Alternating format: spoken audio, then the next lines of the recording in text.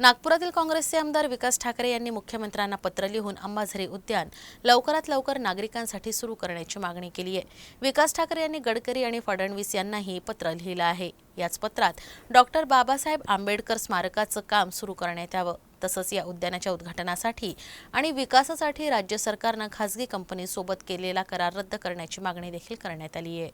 अंबाझरी उद्यान हे एकेकाळी शहरातील प्रमुख आणि प्रसिद्ध पिकनिक स्पॉट्सपैकी एक होतं। मात्र गेल्या अनेक वर्षांपासून ते सर्वसामान्यांसाठी बंद आहे। 2017 मध्ये राज्य सरकारनं उद्यान विकसित करण्याचा निर्णय घेतला आणि ते नागपूर मनपाकडून राज्य पर्यटन विकास महामंडळाकडे सुपूर्द केलं।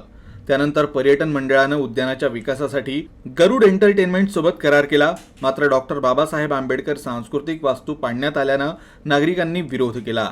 त्यानंतर उद्यानाचं काम ठप्प पडलं। पश्चिम नागपूरचे आमदार विकास ठाकरे यांनी राज्याचे मुख्यमंत्री एकनाथ शिंदे यांच्यासह केंद्रीय मंत्री नितीन गडकरी आणि पालकमंत्री देवेंद्र फडणवीस यांना पत्र पाठवून हे उद्यान पुन्हा सुरू करण्यात यावं अशी मागणी केली। उद्यानाच्या पुनर्विकासासाठी आर्थिक मदत देण्याऐवजी सरकारनं व्यवस्थापनात बदल करून नागरिकांसाठी समस्या निर्माण केल्या आहेत। गरुड अम्युजमेंट सोबत करार झाल्यापासून हे उद्यान सर्वांसाठी बंद करण्यात आलंय। या उद्यानात लहान मुलांचे खेळाचे मैदान, पायी जाण्याचे मार्ग याकडे पूर्णपणे दुर्लक्ष करण्यात आलंय। कंत्राट रद्द करून कंपनीला लवकरात लवकर काळ्या यादीत टाकण्याची मागणी या पत्रातून ठाकरेंनी केली आहे। तसंच डॉक्टर बाबासाहेब आंबेडकर स्मारकाचं बांधकाम तातडीने सुरू करण्याची मागणी देखील त्यांनी केली आहे।